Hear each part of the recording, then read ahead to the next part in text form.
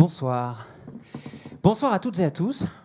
On n'est pas bien, là, après un été qui a battu plus de 400 records de chaleur sur tout le territoire français. Si, on est pas mal, non? La semaine dernière, figurez-vous que c'était la première fois de l'histoire de la climatologie française, c'est-à-dire en fait, depuis la première fois qu'on note les températures, qu'une vigilance orange canicule était déclenchée en septembre. Mois de septembre qui est bien parti pour être le 20e de suite au-dessus des normes de saison. En gros, on a chaud. Jusqu'ici, tout le monde peut le constater. On pourrait se dire que ça suffit. Eh ben non. Alors évidemment, la météo n'est pas le climat, mais je ne voulais pas vous plomber le moral et cette clôture en évoquant les feux grecs, les inondations libyennes, les tornades italiennes ou les tempêtes tropicales aux États-Unis. Restons de bonne humeur. La fréquence et la violence des épisodes climatiques extrêmes augmentent. Ça aussi, nous pouvons le constater. Puis, qui aurait pu le prédire?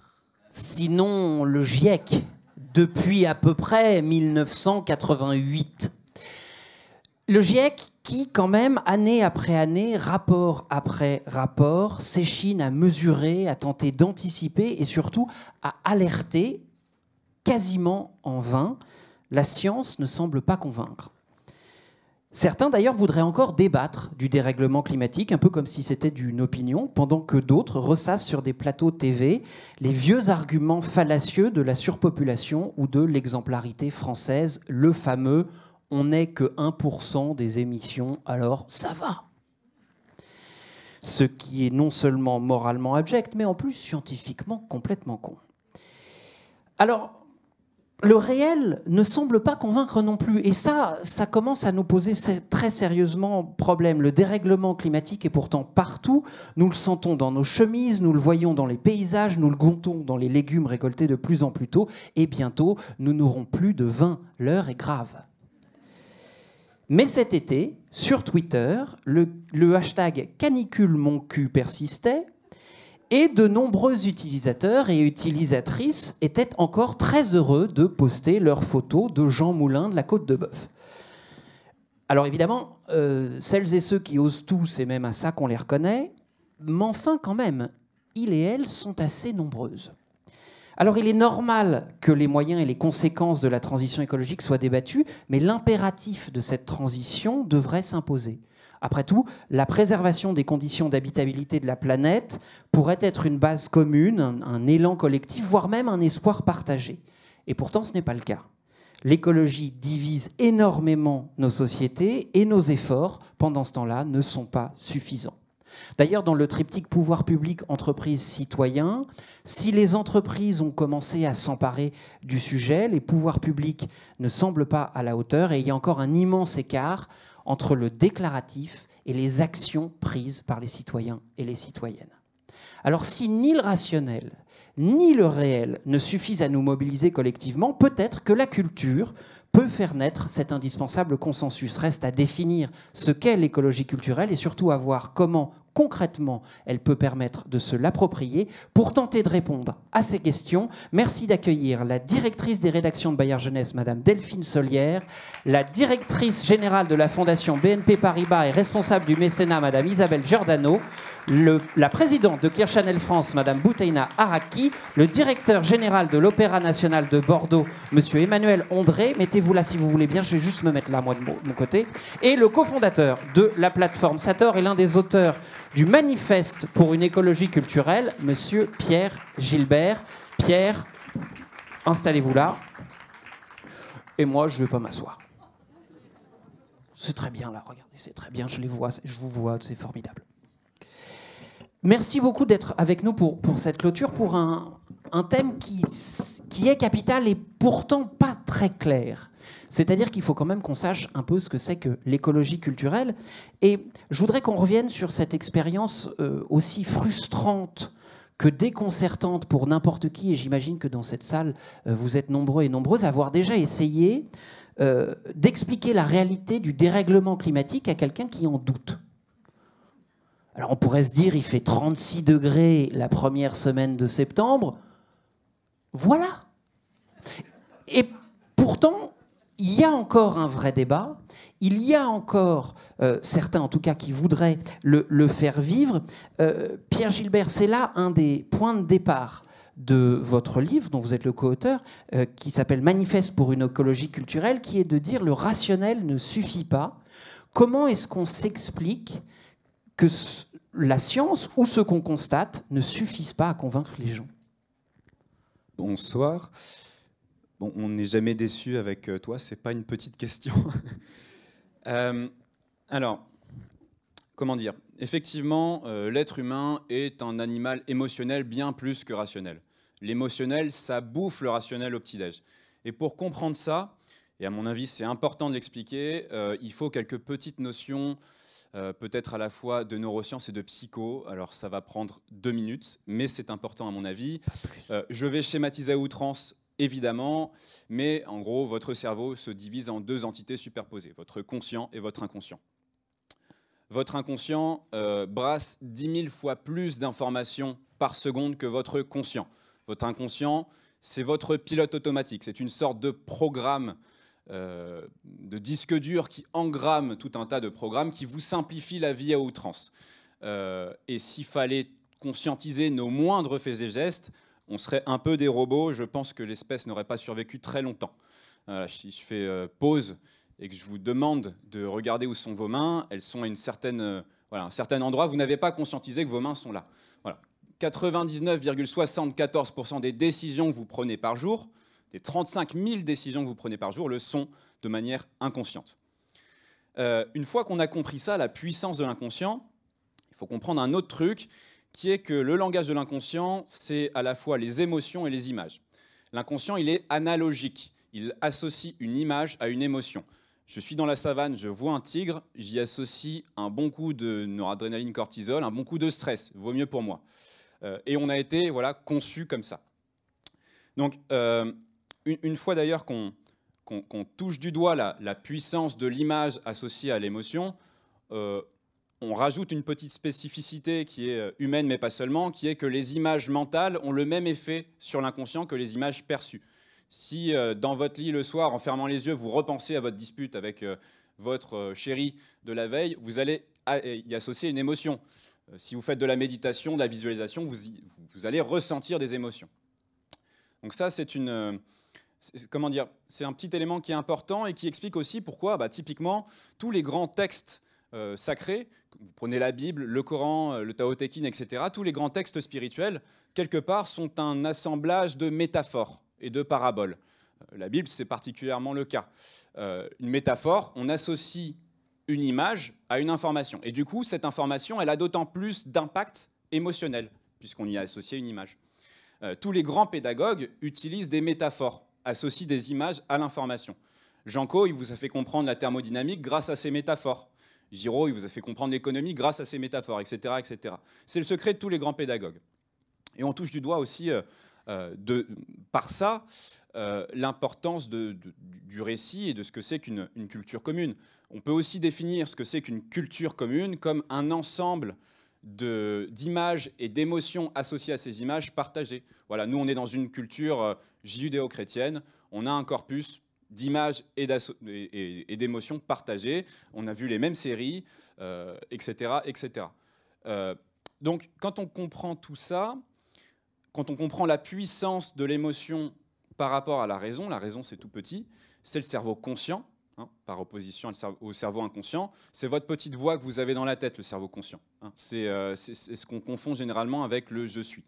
Eh bien, quand on comprend ça, on comprend qu'actuellement, on subit de plus en plus le changement climatique dans notre chair. En fait, les gens ont peur, tout le monde a peur, et que face à la peur, qui est une émotion importante, eh bien, les explications rationnelles, quelque part, pèsent peu. Et donc, ce n'est pas étonnant que dans une phase historique où on souffre de plus en plus à cause du climat, dans le même élan, on a une montée de la réaction émotionnelle basée sur la peur qui est le climato-scepticisme. Heureusement, on peut désamorcer ça et on en parlera certainement tout à l'heure.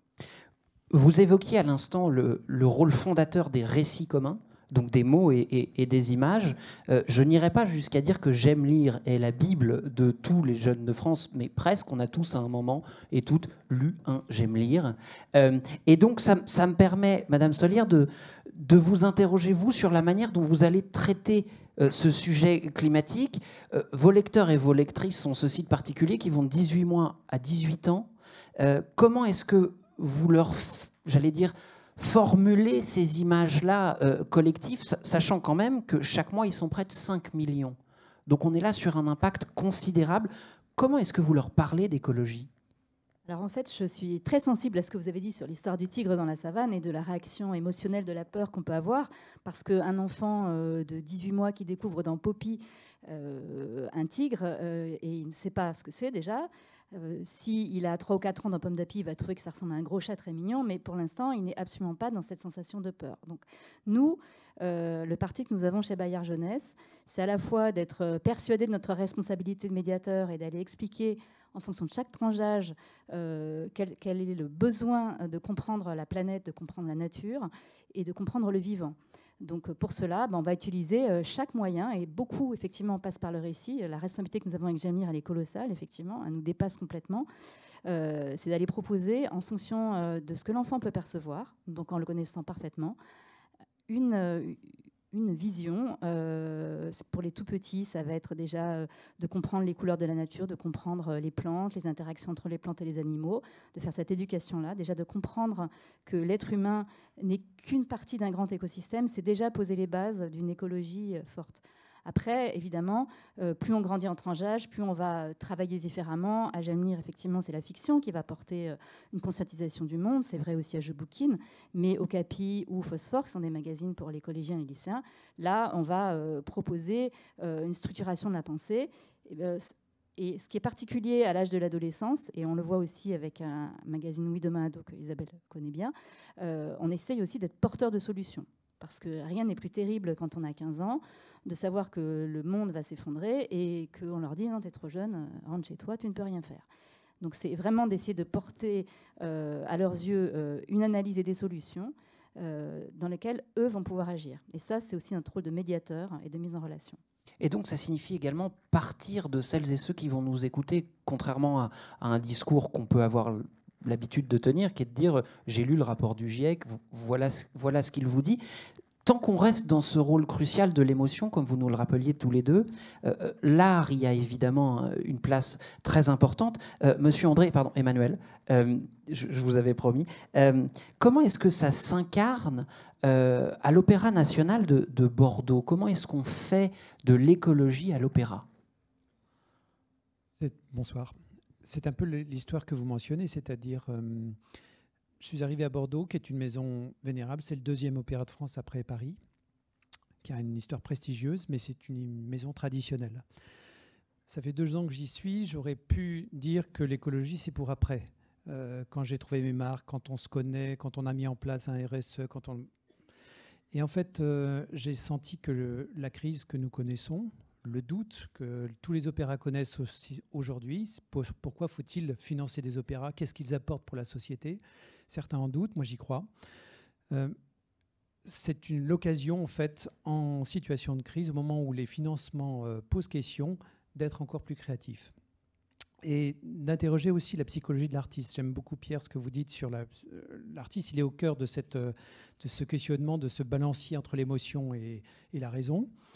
L'artiste, si je résume, va penser que l'émotion, c'est lui, qu'il va donner à son public, et que la raison, c'est pour le monde extérieur. La raison intervient assez peu dans le monde artistique. Et quand on entend la voix de la raison dire que la planète est en danger, l'artiste est conscient très lointainement. C'est une conscientisation, oui, lointaine. Et par contre, l'émotion n'a pas de connexion avec cette raison extérieure. Donc mon travail, c'est de lier les deux et d'essayer de le rendre créatif dans sa raison. L'expérience du zéro achat que nous avons été les premiers à initier dans le monde, c'est-à-dire essayer de transformer une grande maison de 400 personnes avec un orchestre, un ballet, un chœur, des ateliers, une équipe technique de 50 personnes, enfin oui, une grande maison, de la transformer en grand laboratoire. Un laboratoire pour essayer quelque chose que personne n'a tenté. C'est Music for Planet que nous avons accueilli récemment et qui nous a beaucoup soutenus dans cette médiatisation de l'expérience, qui nous a donné aussi confiance dans cette manière de faire savoir ce que nous faisons. Ça a en fait permis à chacun d'interroger sa méthode face à l'inconnu. Et j'étais le premier à ne pas savoir si on y arriverait. Ça s'est passé en janvier 2023. On a pris un opéra qui n'en était pas un pour ne pas donner l'impression de le déformer, un Requiem de Mozart. Un sujet assez, finalement, symbolique. Est-ce qu'on peut imaginer une deuxième vie, ou une vie après la mort, ou un deuxième état? Ce qui est le sujet, en fait, de nos matériaux, de notre monde. Est-ce qu'on peut envisager l'après?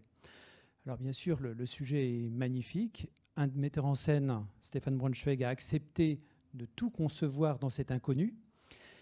Et c'est là où l'intelligence collective s'est mise en route. Et c'est pour ça que je vous parle d'émotion et de créativité, parce qu'à partir du moment où tout le monde se sent artiste, finalement, quelqu'un d'une équipe technique, administrative, les personnes qui sont d'habitude reléguées à des fonctions d'exécutants vont se sentir créateurs, porteurs d'idées nouvelles.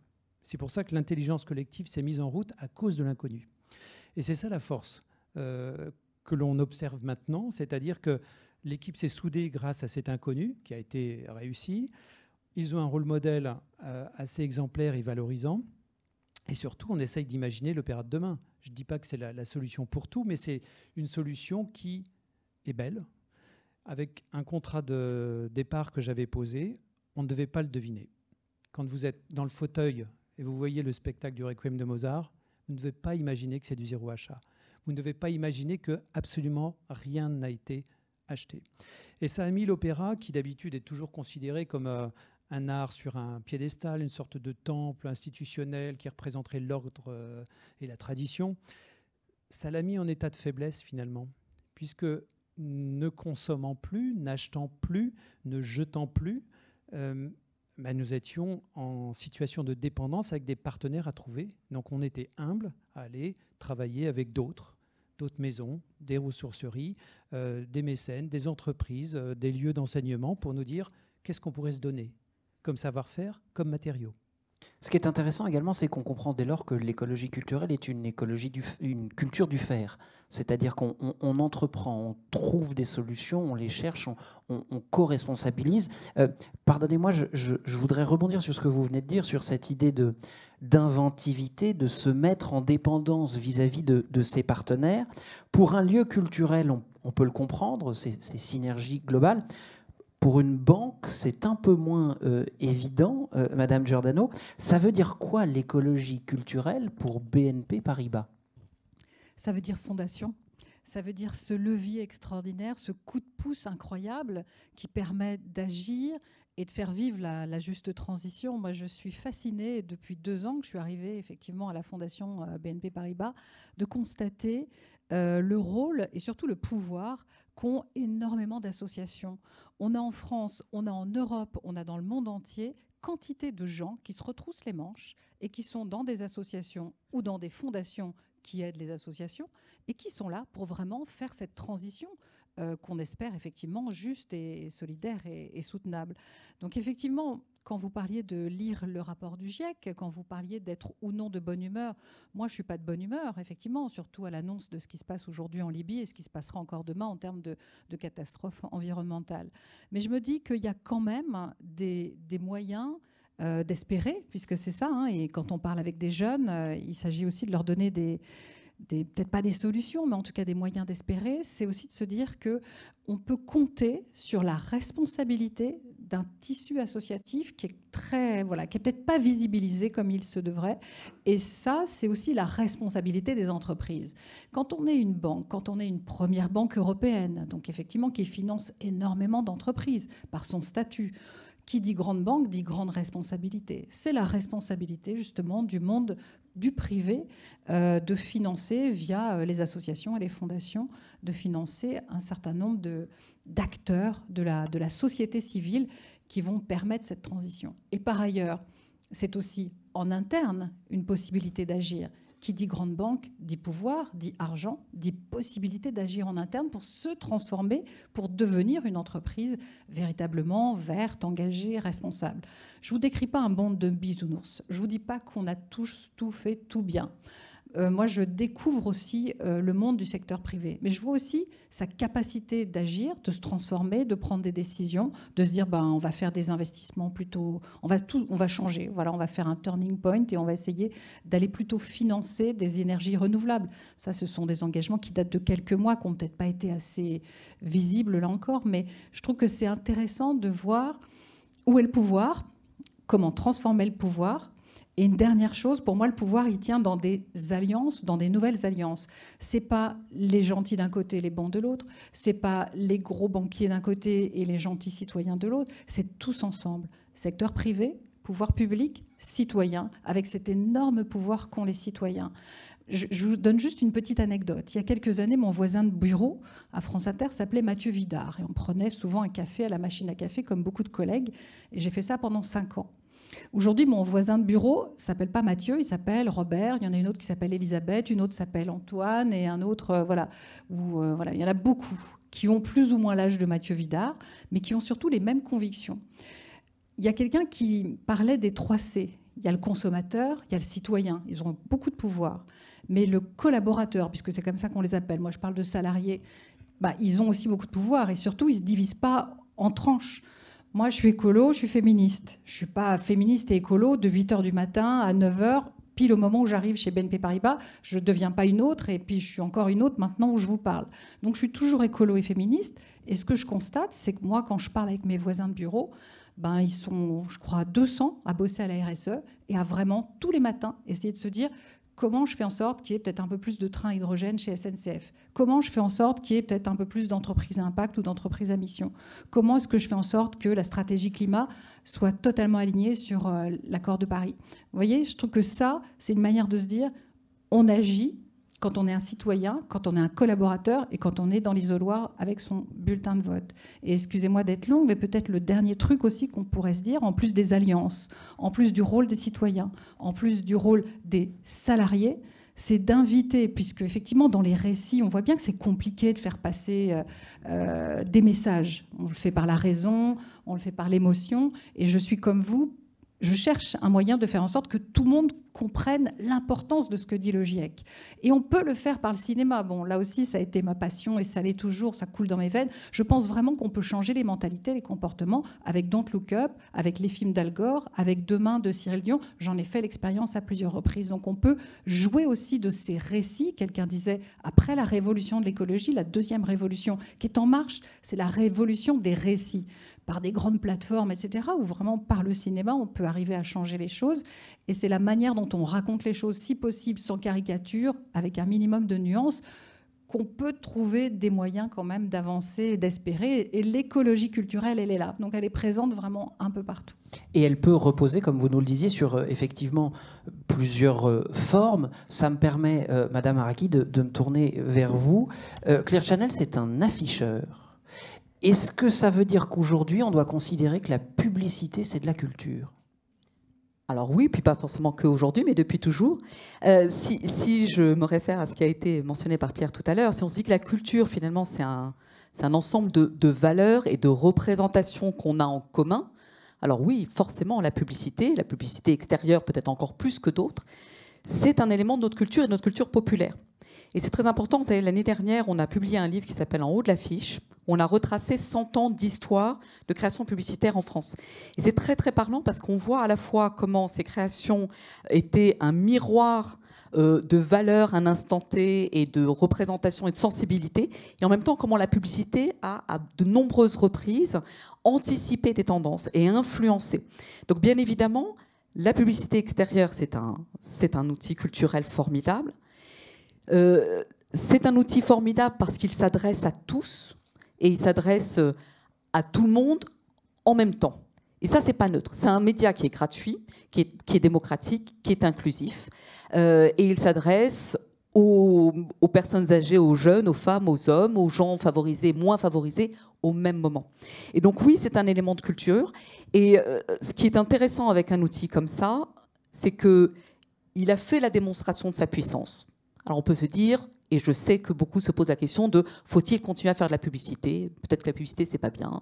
BNP finance des choses, nous on fait de la publicité. Oui, d'accord.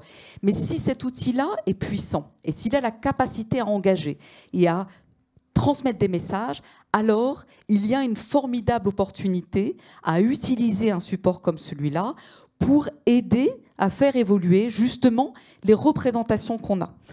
Changer les imaginaires, effectivement, porter un certain nombre de récits, faire voir les choses autrement. Alors, moi, je ne suis pas une experte, et quand j'entends Pierre, je me dis, oulala, c'est très scientifique, mais moi, il me semble que dans le déni qu'il y a, parfois, à certains moments, au sein de la population, je ne sais pas s'il y a tant de gens qui sont aujourd'hui climato-sceptiques, il y a beaucoup de gens qui, pour moi, sont plutôt dans une forme de déni ou de je veux pas voir, parce que l'humain, à son échelle, le citoyen se dit mais en fait je suis complètement impuissant. Et donc je suis impuissant ou je suis indifférent parce que moi j'ai des problèmes plus immédiats, plus compliqués. J'ai une fin de mois à gérer, l'inflation est très importante, cela, et ce que moi je vais faire ne va rien changer. Et je pense que si on veut mettre les gens en mouvement, il faut qu'on puisse leur faire désirer un changement. Il faut qu'on arrive à mobiliser autour d'un projet de vie, de société, de mode de consommation, de comportement en tant que citoyen, qui soient des choses qui nous font envie, auxquelles chacun peut adhérer. On peut vouloir consommer autrement, mais il faut qu'on donne envie. Il ne faut pas qu'on soit dans la culpabilisation. Et je pense que la publicité, là-dessus, et la publicité extérieure, par l'atout qu'elle a, peut jouer ce rôle-là.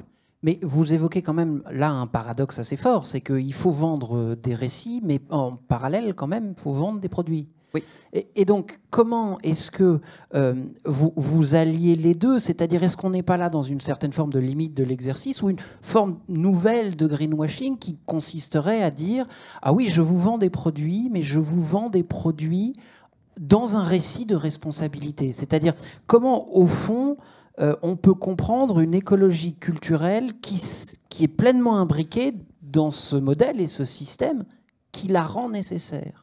Oui, oui, je conçois bien, et je le dis de façon très, très humble, en fait. Je pense qu'aucun d'entre nous, dans nos différentes organisations, n'est capable de dire ce qu'on fait est 100% bien et tout à fait cohérent. En fait, en tant qu'être humain, et en tant que dirigeant d'entreprise, et en tant qu'acteur politique, ou en tant que à la tête d'association, en fait, on est tous confrontés à des paradoxes.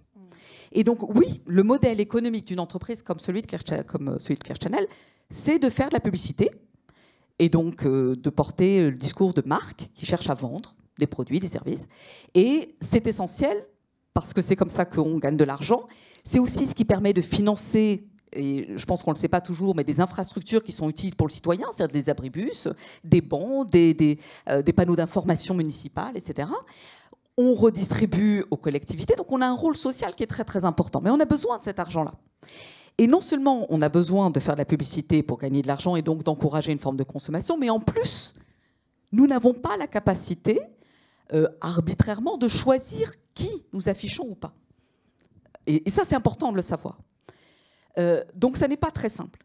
Mais en même temps, il y a quelque chose sur lequel nous, on a la main. Quand on parle des annonceurs, par exemple, c'est de dire, nous pouvons porter des solutions alternatives. Faire émerger d'autres consommations, c'est par exemple permettre à des entreprises à impact, des gens qui inventent d'autres produits, qui ont créé le jean qui n'a pas besoin de faire 3 fois le tour de la planète ou de consommer des dizaines et des centaines de litres d'eau pour être produit, donner la possibilité à ces gens-là d'être visibles. Et donc c'est une façon de dire aux consommateurs, non pas ne consommez pas, c'est vrai que moi mon média il encourage les gens à consommer, mais c'est plutôt de lui dire tu peux consommer mieux. Et c'est l'idée d'essayer de réconcilier des choses, réconcilier des valeurs, des aspirations que les citoyens ont de faire mieux, tout en comblant un désir de continuer à vivre et de consommer, d'avoir des produits, etc. Et ça, on le fait. On a lancé juste hier une offre spécifique pour les entreprises à impact, pour les TPE-PME à impact, où ils vont pouvoir, avec des offres Clear Channel, avoir une visibilité, un accès à notre média beaucoup plus puissant. Madame Jornal, j'ai un peu la même réflexion au sujet de ce que vous nous annoncez. La fondation est une chose, la banque en est une autre, les deux coexistent.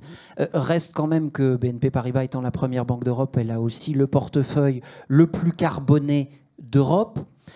Alors, oui, l'écologie culturelle, aider les associations, mais à quel moment, ou comment plutôt, peut-on concilier la culture de l'entreprise, qui semble, comme vous le disiez, changer lentement, et l'écologie culturelle? C'est-à-dire, comment est-ce qu'on ne fait pas là, au fond, une forme de dichotomie, même vis-à-vis du public? Comment on réconcilie les deux? Je dirais un petit peu comme ma voisine, que c'est pas une dichotomie, c'est plutôt gérer les paradoxes. Et je pense que les choses se rejoignent justement parce que les gens, comme je vous le disais, sont certainement de plus en plus convaincus qu'il y a urgence à agir. Donc je vois dans la culture d'entreprise de plus en plus de gens convaincus qu'il faut effectivement que de l'intérieur, on change l'entreprise. On change l'entreprise, c'est ce qui permet de changer la société. Et je crois aussi que entreprise carbonée, certes, mais qui se décarbone et qui prend des engagements vis-à-vis, voilà, dès 2030, c'est-à-dire dès demain, pour avoir un portefeuille beaucoup plus tourné vers les énergies renouvelables. Mais là encore, j'irais aussi peut-être... J'insisterai sur le rôle de la philanthropie. Rappelons quand même que sur l'ensemble de la philanthropie mondiale, seuls 5% des montants sont consacrés au mécénat environnemental. Vu l'ampleur des enjeux, je trouve que c'est absolument inadmissible. Et on devrait inciter justement beaucoup plus d'entreprises à dire, dans vos fondations, essayez justement de favoriser le mécénat environnemental, essayez d'aider des chercheurs qui tous les jours nous disent on a besoin de l'argent du privé pour faire en sorte que nos recherches, pour lutter contre l'érosion de la biodiversité, pour lutter contre le changement climatique puissent aboutir. Et je pense qu'il y a quand même quelque chose aussi qui a changé ces dernières années, puisqu'on parle de culture. Les festivals ont beaucoup changé. Ils ont tous signé des chartes pour devenir plus responsables, un peu comme on a parlé de communication ou d'affichage responsable. Moi, je vois que les festivals, aujourd'hui, il n'y a plus de gobelets en plastique, il n'y a plus de bouteilles en plastique, enfin la plupart. C'est vraiment ça.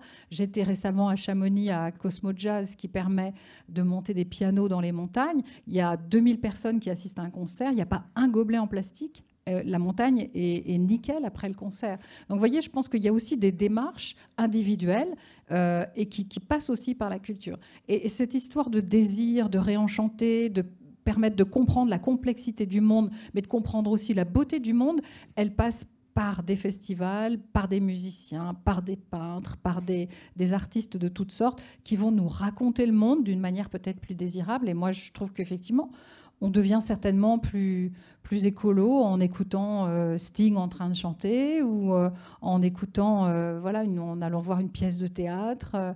Ou un opéra. Ou un opéra, pardon, bien sûr. Mais tout cela est possible aussi par le mécénat parce que ces artistes aussi vivent, et je pense que c'est là aussi le rôle des fondations. Je pense que c'est important de se dire qu'effectivement, l'entreprise qui se sent une responsabilité citoyenne, elle peut l'exercer de plusieurs manières. Vous nous disiez à quel point l'art est important. Je voudrais qu'on revienne du coup à l'opéra avec vous, Emmanuel. Vous nous disiez, on ne devait pas voir ce premier opéra mondial zéro achat. C'est-à-dire que vous n'avez absolument rien dit à votre public, ou est-ce qu'après coup, une fois réalisée cette performance, vous leur avez présenté votre démarche? C'est-à-dire au fond, est-ce que vous dites c'est un art engagé ou c'est une nouvelle modalité de l'art que nous ne vous présenterons même plus? Nous avons fait les deux à la fois. Est-ce que c'était une bonne ou une mauvaise chose? Je n'en sais rien. C'est-à-dire nous avons d'une part présenté un spectacle comme d'habitude, avec un grand spectacle, enthousiasmant, fort, puissant, qui vous renverse, comme la musique l'attendait. Et en parallèle, bien sûr, on a raconté cette histoire-là. Certains ont été touchés par le spectacle sans savoir comment on l'avait fabriqué. D'autres ont été touchés par la manière dont on le faisait, d'autres par les deux. Chacun choisit, en fait. Chacun choisit sa manière d'être concerné, d'être touché, d'être engagé. Ce qui m'a surpris, c'est qu'à la fin, ceux qui pensaient n'avoir qu'un seul canal d'émotion en ont eu 2 ou 3. Et ça, je pense que c'est la clé. Les artistes, eux aussi, ne doivent pas tomber dans des contraintes, dans de nouvelles normes, des chartes, bien sûr, mais finalement, à chaque fois que c'est une contrainte, on a tout de suite la limite, on sent qu'il va y avoir une épreuve, et ça va poser problème. Pas parce que ça demande un effort, mais c'est parce qu'ils ne veulent pas l'effort. Ils n'ont pas choisi l'effort. Donc, vous voyez, il y a 180 artistes dans mon opéra, des danseurs, des choristes et des musiciens de l'orchestre. J'essaye, c'est long, mais j'essaye d'identifier chacun, un par un, le type d'effort qu'ils veulent faire. Et ensuite, c'est comme un jeu de cartes. Je réunis des familles et je les associe. Mais je sais que l'effort qu'ils m'ont mentionné, c'est celui qu'ils sont prêts à faire, individuellement. Et ensuite, là, c'est 50% du trajet de fait. Si j'impose un effort, c'est mort. Parce qu'il n'y a pas eu de choix, parce qu'il n'y a pas eu d'engagement personnel qui me dépasse. Je ne connais pas leur vie privée, je ne connais pas leur histoire, je ne connaîtrai peut-être pas tout ça, et ce n'est pas grave. Mais je suis à l'intersection de ces énergies. C'est la même chose pour un artiste, si vous lui dites mets en scène l'écologie. Peut-être qu'il n'aura pas du tout envie de le faire. Certains vont avoir un désir très fort de le faire. Donc, en fait, c'est identifier l'acte possible. Comment agir? Et l'artiste n'échappe pas à cette problématique. Comment tel est-elle artiste? Il y a autant d'actes et de diversité d'actes possibles qu'il y a d'artistes. La question, c'est de leur donner aussi l'accompagnement, la visibilité, ou quelquefois l'invisibilité. On va dire, ça ne se verra pas, mais tu sais que tu as agi, et on le dira d'une autre manière. Donc, c'est comme un don, c'est comme la philanthropie. Certains le disent, certains ne le disent pas. Il faut juste identifier la manière la plus forte de le vivre. Et ensuite, l'autre question, c'est le public, enfin, que vous mentionniez aussi en fait, dans cette question générale. Elle est plus large, en fait. Je crois qu'on ne connaît pas notre public. Tout simplement.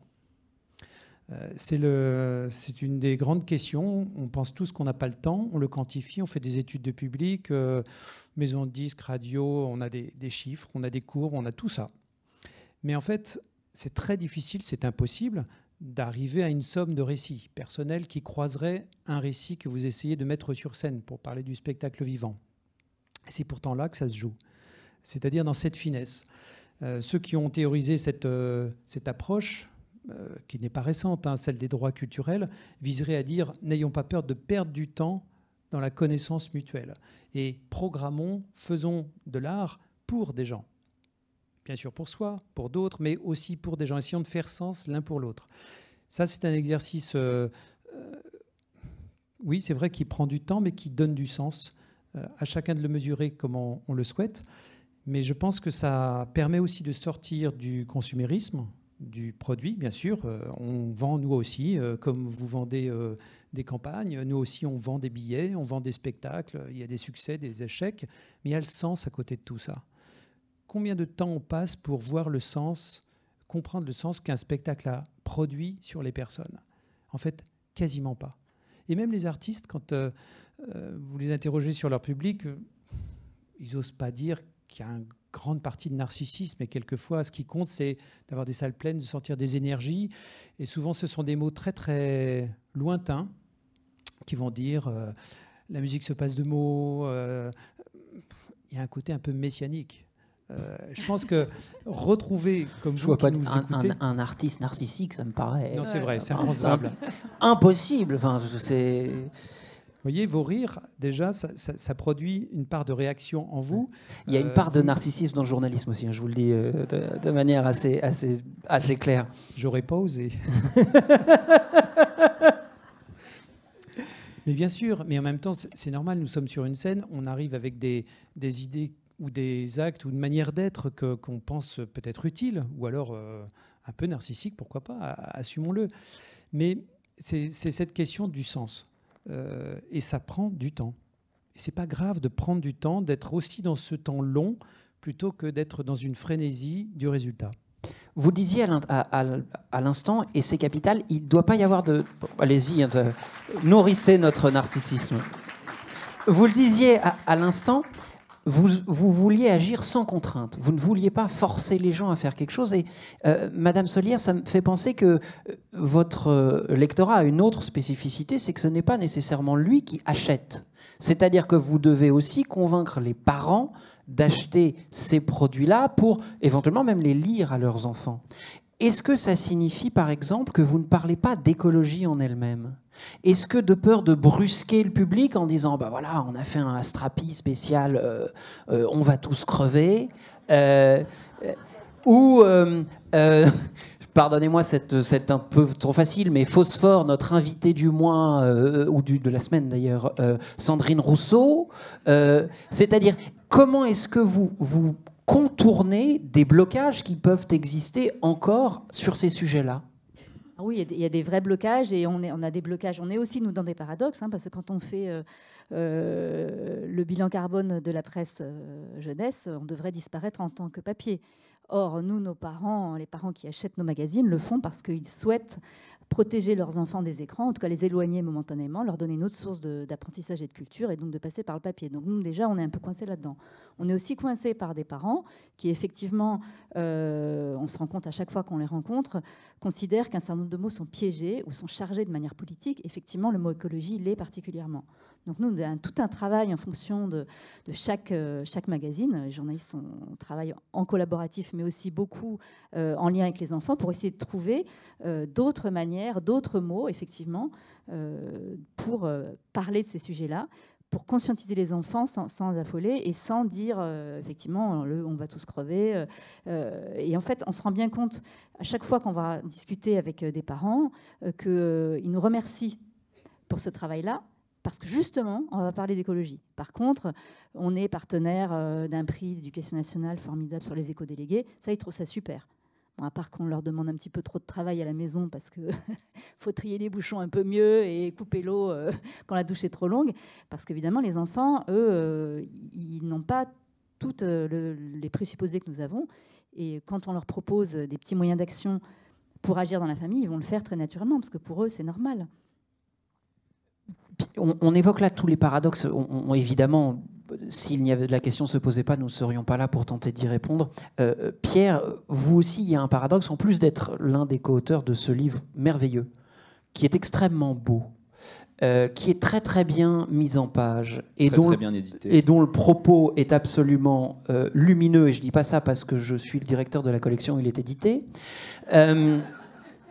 Pierre, en plus d'écrire celui-ci et un autre qui est consacré aux nouvelles formes de militantisme, vous avez lancé Sator, qui est une plateforme d'apprentissage. Et on en revient là à tout ce paradoxe. Vous nous dites, c'est les émotions, ce sont les images. Voici 10 heures de MOOC sur la biodiversité.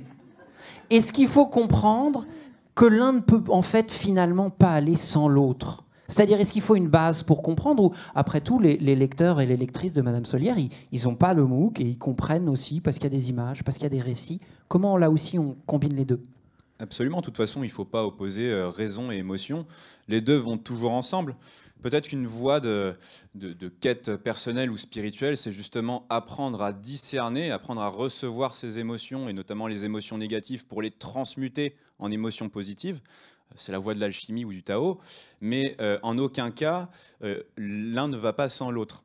Quand on s'intéresse un peu à comment fonctionne le cerveau, c'est le système limbique qui est au cœur du cerveau qui gère en bonne partie toutes les réactions émotionnelles. Il se trouve que c'est aussi ce système limbique qui gère la mémorisation, et notamment la mémorisation des informations bien rationnelles dont on a besoin pour avoir des réflexions bien rationnelles. Une information, vous ne la retenez pas si elle n'est pas associée à une émotion. Voilà. Là, si je vous fais passer le baccalauréat maintenant, on est d'accord qu'on a tous 2 sur 20. Il y a un petit problème avec l'école. Et du coup, la question, c'est toujours tricoter entre émotion et raison pour rester dans la mémoire. Et c'est ce qu'on essaye de faire chez Sator. Alors, on fait 2 choses chez Sator. Déjà, on va chercher quelqu'un qu'on estime avant-gardiste dans son domaine et on conçoit avec lui effectivement un MOOC, une sorte de version Netflixisée d'un cours du Collège de France quelque part. Donc c'est des MOOC qui font 10 heures en épisode d'une demi-heure. On a pris un pari un petit peu audacieux dans un monde qui est surtout beaucoup tourné vers les formats courts et la lutte pour l'attention. Ben, nous, on se dit on veut le temps. On veut le temps d'approfondir un sujet. Et donc, en fait, on a une personne qui incarne ce MOOC-là, qui déploie sa vision pendant 10 heures. Et ça, sur le plan émotionnel, c'est intéressant parce que nous sommes des animaux sociaux qui nous identifions. C'est pour ça qu'on a des neurones miroirs, c'est pour ça qu'on est doué d'empathie. Donc déjà, quand vous restez 10 heures en face de quelqu'un, même par écran interposé qui vous regarde dans les yeux, il y a une connexion qui s'établit. Et puis la deuxième chose, c'est sur la pédagogie. C'est-à-dire que nous, alors il y a un gros travail éditorial, on ne prend pas juste notre expert et puis on lui dit vas-y. Non, on l'accompagne pour que constamment dans un épisode, il tricote entre du savoir froid, scientifique, empirique, voilà, et du savoir chaud, justement, qui tient plutôt de l'anecdote, du vécu, de l'expérience. Et c'est en tricotant constamment entre les deux, de la même manière à ce qu'on ne mélange pas de l'air froid et de l'air chaud, ça ne fait pas de l'air tiède, ça fait un orage, là on fait un orage pédagogique. Et in fine, on ne voit pas passer sa demi-heure parce que, oui, on a été porté tantôt par une anecdote, ce qu'Isabelle a très bien fait tout à l'heure en nous livrant l'anecdote de la machine à café. Voilà, ça permet de se transposer, d'être porté par la connaissance. Alors voilà pour la théorie, pour la pratique, vous nous direz, sator.fr, voilà. Orage pédagogique. Grâce à vos apports, à chacun et chacune, on comprend que se dessine à tâtons cette forme d'écologie culturelle qui doit ne pas se faire avec une contrainte, qui doit aussi se partager par les entreprises, qui doit se faire d'une manière collective, émotionnelle, en choisissant les bons mots, reste quand même une question absolument centrale. Comment est-ce qu'on en fait une culture populaire? C'est-à-dire, comment est-ce qu'on en fait une culture prédominante? Parce que, pardonnez-moi ce brin de provocation, mais le MOOC de 10 heures ou un opéra zéro achat ou les associations, voire même éventuellement J'aime lire et un numéro de phosphore ou une belle campagne d'affichage, évidemment, chaque action qui va dans le bon sens doit être accueillie, célébrée et remerciée. Mais le week-end dernier, Squeezie, qui est le premier YouTuber français, il a mis 20 influenceurs et influenceuses dans des F4, c'est-à-dire des très grosses tondeuses à gazon qui vont très vite et qui tournent à gauche. Voilà, c'est ça. C'est de la F4. C'est quand même l'opposé d'une culture écologique. Et ça a eu énormément de succès. 1,3 million de personnes ont regardé ces 20 influenceurs et influenceuses tourner en rond. Juste, je voudrais qu'on se comprenne ce que c'est. Il y a 20 personnes qui tournent en rond très vite. 1,3 million. Alors, évidemment, l'idée n'est pas de dire ils font mal, on ne va pas les opposer. Squeezie, par ailleurs, a d'autres messages qui sont intéressants et c'est une figure populaire très intéressante. Mais comment est-ce qu'on fait pour que toute la culture que vous nous décriviez aujourd'hui devienne une culture, pardonnez-moi le mot politique, majoritaire? On fait The Event, par exemple, qui reprend aussi de manière très populaire, qui d'année en année réunit de plus en plus de gens autour d'écrans, mais dont certains sont des philanthropes. Et les philanthropes sont nous tous. Ça peut être aussi donner 10 €. Et dans les associations, j'ai senti quelque chose d'un petit peu condescendant quand on parle des petites associations. Non, pas du tout. Il y a des petites associations qui peuvent être populaires. Je pense notamment à Ferris Barclay avec Banlieue Climat, qui en ce moment, lui, fait pas le tour par la gauche et il n'est pas avec une tondeuse, mais il fait le tour de France et il va avec son bâton de pèlerin de collège, en lycée, en mairie, en place du village, porter un discours qui s'adresse, à mon avis aussi, à beaucoup de gens qui ont la conscience écologique, qui n'ont pas forcément les mêmes moyens que certains qui vont faire leurs courses chez Biocop, mais qui ont envie aussi d'avoir leur action, qui veulent prendre leur part et devenir eux aussi des acteurs du changement climatique et de la transition. Donc voilà, moi j'y crois. Certes, le chemin est rude, c'est un peu l'Himalaya. On n'a pas la solution, on l'a très bien dit. Personne ici n'a de solution toute faite. Mais je pense qu'on a une sacrée bonne dose tous d'énergie et d'optimisme qui nous permettent d'entrevoir une petite lueur au fond du tunnel, au fond de ProDurable. Madame Araki. Alors moi, je n'ai pas une réponse dans l'absolu, mais je crois aussi beaucoup, parce que vous parlez des réseaux sociaux, de l'influence, etc., qu'on peut avoir là-dessus, et donc des influenceurs qui peuvent tout d'un coup nous montrer des choses, ce qu'on souhaite avoir ces contenus ou pas. Un des intérêts justement de la publicité extérieure, de la communication extérieure, je le disais tout à l'heure, c'est le fait qu'on s'adresse à tous. Et nous, un des éléments, une des choses importantes qu'on fait, c'est qu'on ne fait pas que de la diffusion publicitaire. En l'occurrence, les gens ne le savent pas, mais la plupart du temps, on est plutôt sur 50-50 de temps, voire parfois d'ailleurs plus de temps non publicitaire que de temps publicitaire. Et dans ce temps qui est non publicitaire, qu'est-ce qu'on fait ? Il y a de la communication des collectivités, des institutions qui peuvent prendre la parole. Et puis, il y a un temps que nous utilisons et on essaie de l'utiliser de la façon la plus intelligente possible avec des partenaires, parce que nous ne sommes pas experts de cette communication-là, mais nous pouvons travailler avec des gens comme Brut, comme des Beaux-Arts Magazine, comme des Explora Média, des gens qui essaient de porter un discours différent dans la rue et justement de sortir de la logique qui est celle du web ou celle des réseaux sociaux, dans lequel chacun ne parle qu'à sa propre communauté. Quand on est sur les réseaux sociaux, les gens qui portent un discours écologique, ils sont entendus par des gens déjà convaincus. Et nous, ce qu'on cherche à faire, c'est porter un discours qui serait entendu par tous et qui puisse toucher tout le monde émotionnellement, avec à la fois de l'intelligence, parce que ces producteurs de contenu travaillent aussi bien sur une sensibilisation par la connaissance, donner accès à l'information, mais aussi par l'émotion et autre chose qui amène les gens peut-être à se comporter différemment, et on voit que ça marche. Et donc ça, c'est aussi une façon d'entreprendre et d'influencer. Et pour moi, il y a un point qui est important. On est des médias, on est dans de la culture, on est dans de la littérature, etc. Et je pense qu'il y a un élément, on parle toujours, quand on parle de transition écologique, de réduction d'impact carbone, etc., on parle toujours de nos périmètres, nos scopes 1, 2, 3. D'accord ? Chacun travaille là-dessus. Le 3, c'est le plus compliqué parce qu'il fait jouer les fournisseurs, etc.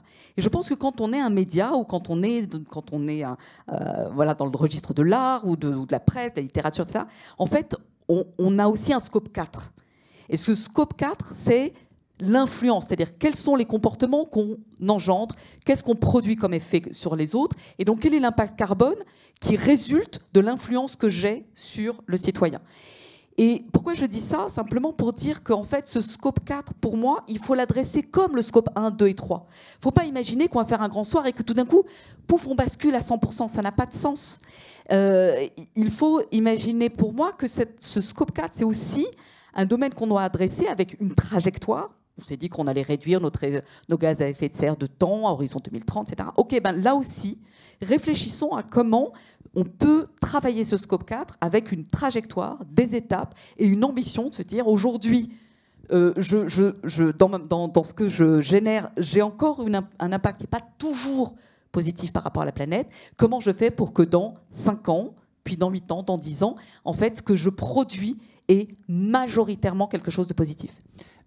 Pardon, ouais. Juste, comme on est dans cette notion de culture et de la création, Emmanuel, j'imagine que cette idée doit aussi résonner en vous dans cette idée de renouveler les publics. Est-ce que vous pensez que c'est aussi une manière d'approcher ou d'accrocher d'autres publics ? Oui. Merci. Non, je vous en prie. C'est juste que vous êtes un fan de concision, donc j'ai voulu satisfaire votre Non, mais rêve. je sais que vous devez nous quitter rapidement, donc je voulais vous donner la parole maintenant. Pas rapidement, parce que c'est passionnant ce qu'on se dit aujourd'hui. Et justement, pour moi, quand je vous entends tenir ces propos qui m'inspirent, c'est la curiosité qui me vient aussi comme un mot repère.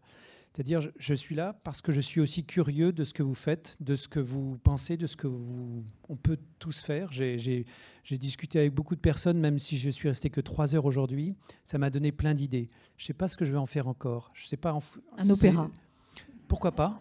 Pourquoi pas ? Mais comment je vais faire un opéra ? Vous voyez, je stocke cette idée-là, je garde ma curiosité, j'essaye de rendre curieux tous les artistes avec lesquels je travaille, pour croiser ces curiosités, rester en éveil, parler, faire des réseaux. Je vous ai parlé tout à l'heure de Music for Planet, mais pour moi, c'est un réseau où on parle. Tous ces éléments-là vont créer ensuite des actes possibles qui ne s'imposent pas. Je suis d'accord avec vous, l'écologie, ça peut être un dogme ou une idéologie politique qui, quand elle s'impose, va créer un rejet. Je vous disais tout à l'heure, je n'arriverai jamais, et je ne veux pas imposer une démarche à quelqu'un. Je sais que c'est l'échec. Je préfère l'écouter et savoir comment cette personne veut agir. Mais si elle est encore plus curieuse, ce sera encore plus facile, tout simplement. Et l'artiste, c'est la même chose. Si j'arrive à le rendre curieux de ses expériences, il fera le chemin lui-même. Et ça va venir tout seul ensuite. La question, c'est la curiosité. Cette intelligence collective, est-ce qu'on accepte de se parler de manière assez intime aussi, parce que finalement, on avoue qu'on ne sait pas des choses, on a nos comportements, nos désirs, etc. Donc on se livre en racontant tout ça. C'est pour ça que dans les entreprises, ces débats collectifs n'ont aucune limite. Ça va concerner votre rythme de vie, vos transports, votre rapport à l'autre, la hiérarchie. Vous faites une liste, en fait, rien n'y échappe. Donc, tant mieux, et c'est aussi une manière de se noyer. Donc, ça revient toujours à la question de l'acte. Comment agir ? Et je suis curieux des actes que certains artistes me font découvrir.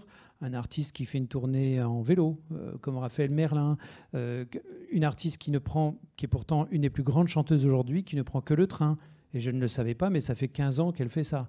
Bon, toutes ces formes d'engagement, qui ne se disent pas forcément, ou qui se mettent sur scène, c'est ça qui crée une sorte de terreau, de futur engrais. Et ensuite, on ne sait pas quelle plante va pousser à quel moment. Et c'est pas parce que j'ai envie de faire pousser un chêne qui poussera. Donc, en fait, c'est comment créer un jardin fertile dans lequel les artistes vont se sentir bien. Si on brandit des contraintes, si on brandit de nouvelles règles, c'est le rejet assuré et ils vont se draper dans un art qui se coupe du monde. C'est déjà leur travers, c'est déjà notre travers, donc il faut trouver une autre méthode. Il ne faut pas que ce soit une contrainte, il faut que ce soit un sujet où ils puissent se sentir inspirés par l'action. Pierre, après ce manifeste pour une écologie culturelle, vous êtes le co-auteur d'un autre livre dans cette merveilleuse collection qui est l'autre livre est tout aussi beau.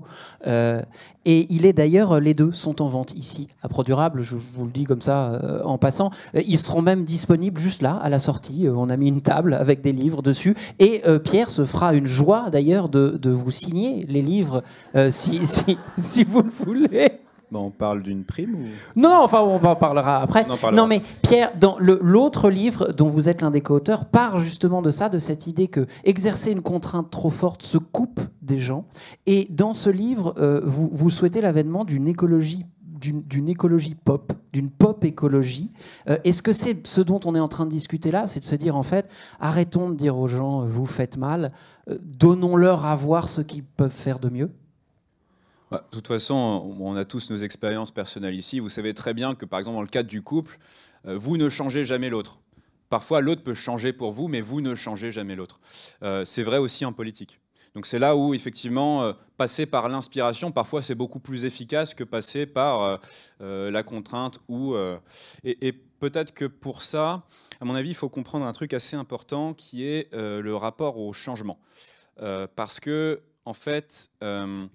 Donc on voit cette montée de la contre-culture climato-sceptique ou du moins anti-écologique. Depuis un an, c'est presque l'écolo qui est devenu l'ennemi à abattre sur les plateaux ou quoi. En fait, je pense que les gens ont compris que la transition, c'était un changement profond. Et pas seulement arrêter de faire pipi sous la douche, mais vraiment des changements systémiques, des changements d'habitude. Et ça, c'est très compliqué pour le cerveau humain et pour l'inconscient. Les sociologues nous disent que quelle que soit la thématique que vous prenez, vous aurez toujours 15% d'une population qui aura un rapport ludique au changement, qui sera pro-changement. Et de l'autre côté de la courbe de cause, vous aurez 15% de la population qui sera réfractaire au changement. Peut-être parce que insécurisé étant enfant, par exemple. Bref, voilà. Et puis, entre les deux, vous avez 70% de ventre mou qui se laissent porter par ce qui est décidé en haut. Donc ça, c'est ce que nous disent les sociologues. On comprend que déjà, le changement, c'est statistiquement compliqué. C'est aussi une question de tempérament. Et quelque part, nous sommes organiquement réfractaires au changement. Pas tous, mais la plupart. Parce que... nous, là, quand on parle de transition écologique, on se heurte de plein fouet contre un biais qu'on appelle le biais des coûts irrécupérables. C'est-à-dire que si vous allez voir quelqu'un, disons qui s'appelle Jean-Michel, je ne sais pas s'il y a des Jean-Michel dans la salle ce soir, et que vous lui dites, voilà, pendant 30 ans, tu t'es trompé, tu as cru que c'était l'accroissement des biens matériels qui allait te rendre heureux. Or, non, il faut qu'on fasse la transition écologique. C'est pas ça qui va te rendre heureux, donc il va falloir changer. Ça veut dire que lui, pendant 30 ans, il a investi de l'énergie, il a investi de la croyance, il a investi de la force mentale dans quelque chose qui était faux. Et ça, pour l'inconscient, ça veut dire dépense d'énergie pour rien. Et ça, c'est d'un point de vue de la sélection naturelle, c'est très dangereux. C'est assimilé à un danger de mort, puisque la grande loi de la sélection naturelle, c'est les espèces qui s'en sortent sont celles qui utilisent un minimum d'énergie pour un maximum d'efficacité. La dépense énergétique pour rien, c'est potentiellement mourir s'il n'y a plus trop de ressources. Donc voilà ce à quoi on se heurte quand on parle de profond changement, quand on parle d'écologie. Et ça, le climato-sceptique, en face, il le sait inconsciemment. Et moi, je pense que c'est vraiment... il affronte une courbe du deuil. Voilà, il faut qu'il fasse le deuil de la pérennité de ses habitudes. Peut-être que dans cette cour du deuil, il est au stade de la colère, donc c'est pour ça que c'est un climato-sceptique virulent sur les réseaux. Il y aura les autres étapes du deuil. Et l'enjeu pour nous, c'est aussi de lui permettre d'accélérer cette courbe du deuil, parce qu'on n'a pas 30 000 ans non plus. Voilà. Et pour moi, il y a un truc qui est très efficace pour ça, qui s'appelle l'amour, qui s'appelle typiquement ouvrir la relation, ouvrir son cœur et écouter en fait quelles sont ses peurs. Mon frère, ma sœur, pourquoi tu as peur du changement? En quoi ça renvoie pour toi le changement? Et quand vous faites cette démarche-là, quand vous faites en one-to-one, là, il y a quelque chose qui bifurque dans la discussion. Et ensuite, vous pouvez pousser des arguments rationnels sur le changement climatique, mais pas l'inverse. Voilà. Moi, j'ai certains Jean-Michel qui me suivent sur les réseaux. Franchement, je ne les appellerai pas mon frère, ma sœur, parce que la réaction sera immédiate. Madame Solière, le mot de la fin sera pour vous, si vous me permettez. Vous êtes en contact direct avec celles et ceux pour qui la courbe du deuil n'existe pas encore. Lorsque vous faites ces numéros, lorsque vous abordez ces sujets, est-ce que vous sentez chez eux, c'est-à-dire chez vos jeunes lecteurs et vos jeunes lectrices, à la fois une envie et un espoir? C'est-à-dire, est-ce que en fait, nous sommes chacun et chacune d'entre nous dans une courbe du deuil où on se dit, bon, ça va être chaud, mais est-ce que chez votre public, la seule envie, c'est de réinventer un monde durable? Alors ça, c'est absolument extraordinaire et c'est la force de l'enfance, c'est de ne pas avoir de biais cognitifs et de ne pas avoir encaissé 30 ans de savoir pas forcément cohérent. Et donc nous, on s'en rend compte avec le courrier des lecteurs qu'on reçoit. On reçoit énormément de courriers, c'est colossal le nombre de papiers ou de mails qui arrivent avec des dessins et avec des envies de changer le monde. Par exemple, pour une autre question, mais qui est aussi très importante pour les enfants, qui est l'égalité entre les filles et les garçons, on leur avait demandé d'écrire une lettre au président de la République avec une recommandation. On espérait en recevoir les 500-600. On a reçu 20 000 cartes. N'hésitez pas à lui transférer. Ah bah ça, voilà, c'était très très efficace. On est arrivé avec nos caisses à l'Élysée, parce que comme ça, c'était matériel. Parce que ce qui est intéressant aussi, c'est de matérialiser ça, et avec des choses absolument merveilleuses, et avec une intuition de l'avenir qui est fantastique. Ils ont encore l'espérance. Il ne faut pas qu'on casse ça. Mesdames et messieurs, c'est le mot de la fin. L'écologie culturelle ne sert surtout pas à casser l'espérance. Merci beaucoup à vous cinq. Merci.